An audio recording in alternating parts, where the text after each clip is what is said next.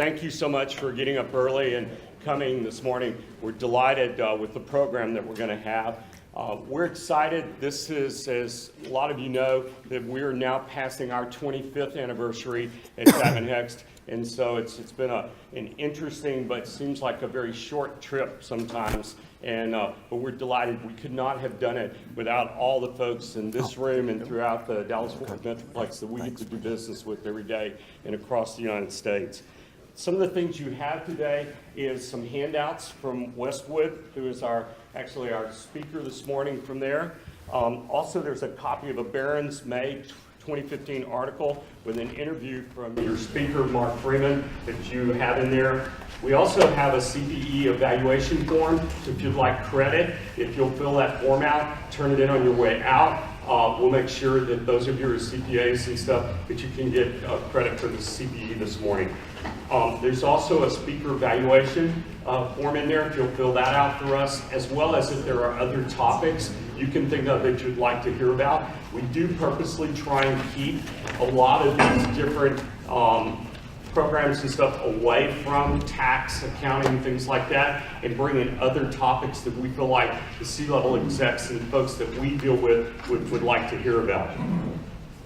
Well, as I mentioned, we're delighted to have the folks from Westwood here this morning. Westwood Holdings Group provides investment management services to institutional investors, private wealth clients, and financial intermediaries. They have more than $20 billion in assets under management, and the firm manages a range of strategies, including U.S. equities, master limited partnerships, multi-asset, global and emerging market equities, and global convertible securities portfolios. Access to these strategies is available through separate accounts and through the Westwood funds, their family and mutual funds, and other pooled investment vehicles. They benefit from a significant broad-based employee ownership, but they also trade on the New York Stock Exchange under the symbol WHG.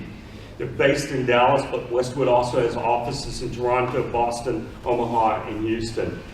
I wanted to have the privilege this morning of just telling you a little bit about them. I'm going to turn it over to Michael Meadows, who's with Westwood Trust, and let him introduce Mark and talk a little bit more about their firm, and we'll jump into the program. And we'll let Mark be the guru that he is this morning and tell you how the world's going to work over the next 12 months. Now set you up. So there you go. I've had the privilege of being a friend of Greg Hex and his wife Kim for probably about a decade now. So Greg, thank you very much for having us here, and Simon, good to see you. Welcome everyone this morning. Delighted to be here and to have an opportunity to talk to you a little bit about what's coming up in the markets in the coming year. We're going to hear from Mark Freeman, our Chief Investment Officer. Mark actually joined Westwood back in 1999. At this point, he's risen to the point of where being the Executive Vice President and the Chief Investment Officer for Westwood Holdings Group. As Greg kind of alluded to, we have a number of different lines of business, which include the institutional side, we have the mutual funds, and then we have the trust side. So if you're ever looking for a corporate trustee, please let us know. And if there's any of those other that are of interest, you can always let me know, and I'm happy to direct you to the right people.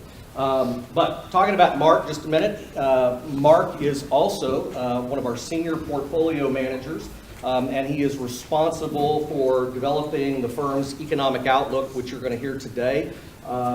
Additionally, he is a member of the firm's Asset Allocation and Business Management Committee. He graduated from Millsaps College with a BA in economics, and then got his MS in economics at Louisiana State University. One of the things I really like in Mark's past is that it's very different from the investment world, is that he actually started in the Peace Corps in Africa. And from there, he ended up working for KPMG and First American Corp as a senior economist and fixed income strategist. He has achieved the designation of Chartered Financial Analyst back in 1998, so it was a long time ago. He is a member of the American Economic Association and CFA Institute and the CFA Society of Dallas-Fort Worth. He is also a member of the Board of Trustees at Millsaps College and the Wilson Fund, and very active in Capital for Kids. And I'm sure he'd be happy to talk to you about that one. An organization of investment management professionals who help raise money in order to meet the needs of at-risk kids in this area. So without further ado, I'm very pleased to introduce Mark Freeman. Okay, great. Thanks, Michael. Thank you.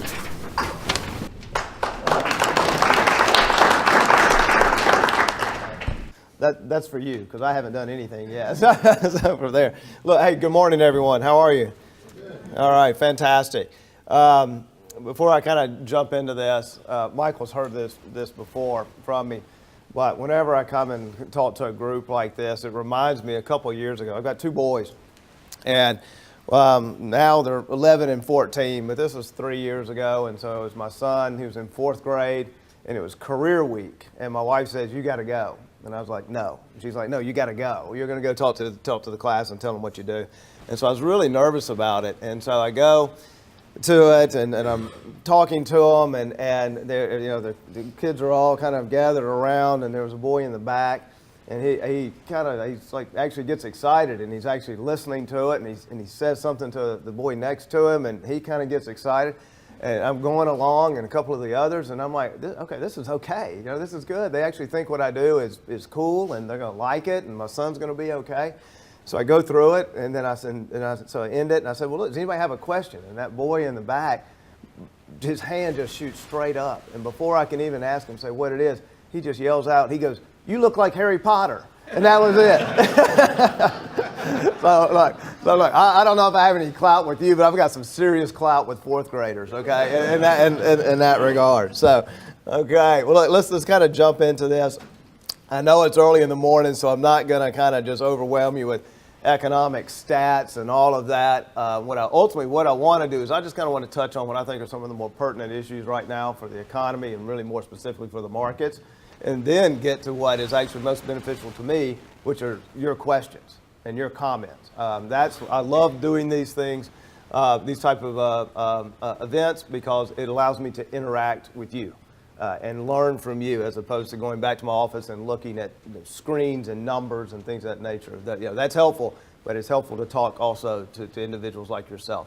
Let me just kind of tell you what this page is.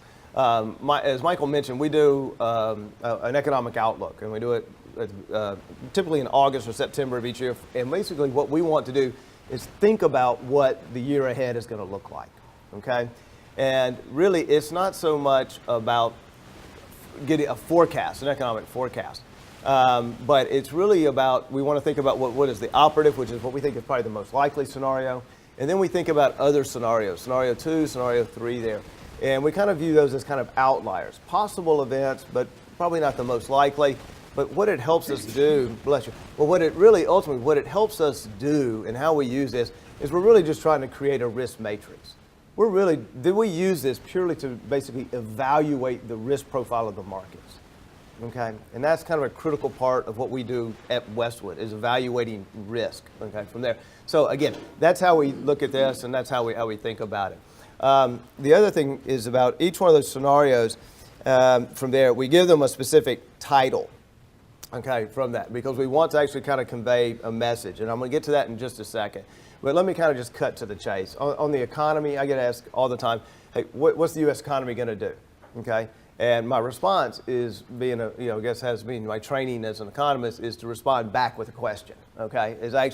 And the question though is look, well, what's wage growth going to do? Okay, and so ultimately, if you're looking for a single kind of variable that's going to tell you what the U.S. economy is going to do, that's it. Okay, it's wage growth. Okay, and that's ultimately is where we have kind of been tracking along. Wage growth is running around 2%, maybe a little bit higher, slight uptrend there from that, and that's ultimately is kind of where growth is. All right, so kind of we're using 2.7%. Look, is it 2.5? Is it 2? It's somewhere we think in that ballpark. Okay, from there, and that's kind of important in terms of what is that growth rate, and here's why. And this is why, in terms of our operative, you see that title there, and it's called Driving in a School Zone. Okay, and so many of you actually even this morning, okay, coming here. But think about this, and the analogy is, you're driving along, let's say the speed limit's 40 miles an hour, and then what happens? You come up to a school zone, there's the flashing sign, it says school zone, speed limit's 20, okay? And then you're in that school zone for a period of time, and then eventually though you come to another sign that says school zone ends, speed resume is 40, okay? Well, what that is meant to kind of, the analogy there is that a decade ago, the potential growth rate, real growth rate of the U.S. economy was roughly about 4%, okay? And again, it's real simple. Well, how do you know what the potential growth rate is of any economy? It's two variables, growth rate of your labor force and your growth rate of productivity, okay? That tells you what your potential growth rate is, okay? So a decade ago, before the financial crisis, it was about 4%, real growth. Today, okay, and so think about that 4% is about 40 miles an hour, okay? Today, let's call it 2%. The Federal Reserve actually believes it's less than that, about 1.5%, okay, from there. So that's kind of your 20. So the question is at what point do we get to go back to driving 40? Or do we?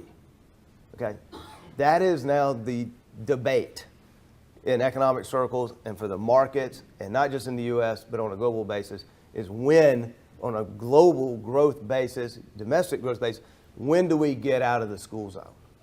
Okay? And how that plays out is critical, okay?